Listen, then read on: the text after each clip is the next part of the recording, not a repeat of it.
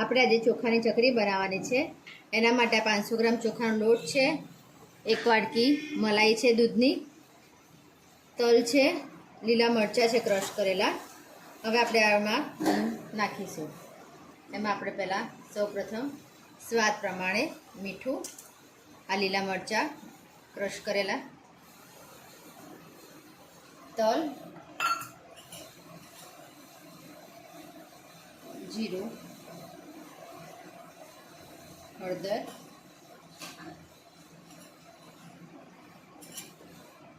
એક ચમચી લાલ મરચું અને આ 1 વાટકી મલાઈ લીધી છે।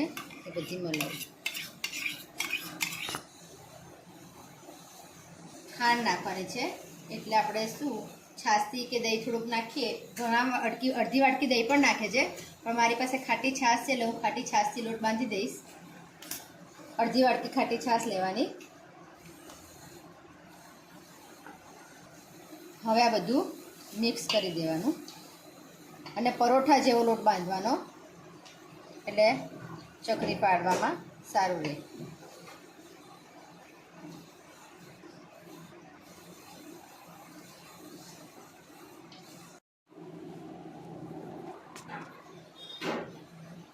આ લોટમાં બધું મિક્સ કર્યું છે ને આ અડધી વાટકી છાશ છે। જો તમારી પાસે છાશ ના હોય તો દહીં પણ અડધી વાટકી નાખી શકો છો। આ ચકરીનો લોટ બંધાઈ ગયો છે।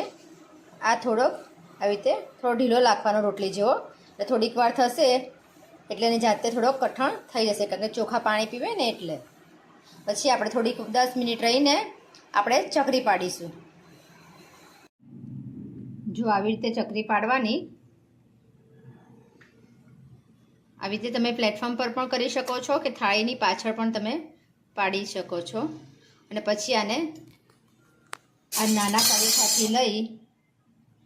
તવેથાથી લઈ અને તળવા મૂકી દેવાની। આવી રીતે આપણે અંદર ચકરી મૂકી દેવાની।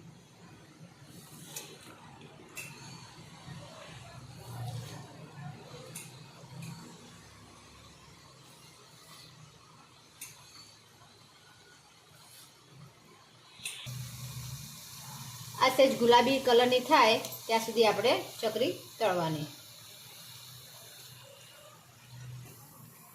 હવે આ આપણે કાઢી લઈશું। આ ગુલાબી કલરની થઈ ગઈ છે।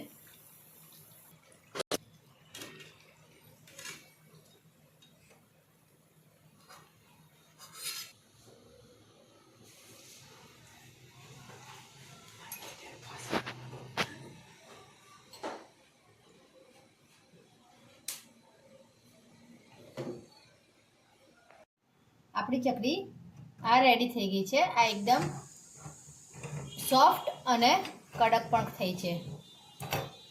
જુઓ।